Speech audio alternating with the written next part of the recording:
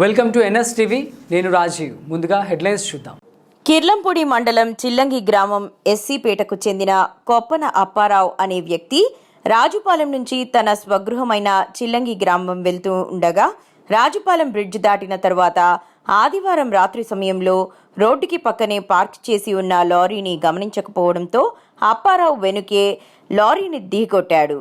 దీంతో అప్పారావుకు తలకు తీవ్రంగా గాయాలు తగలడంతో అక్కడికక్కడే మరణించాడు.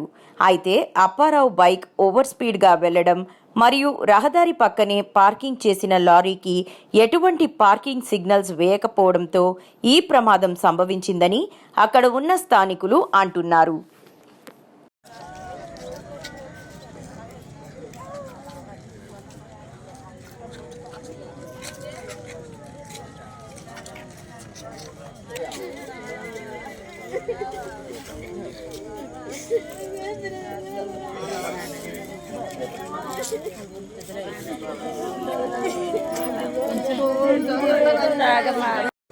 अरे बाबू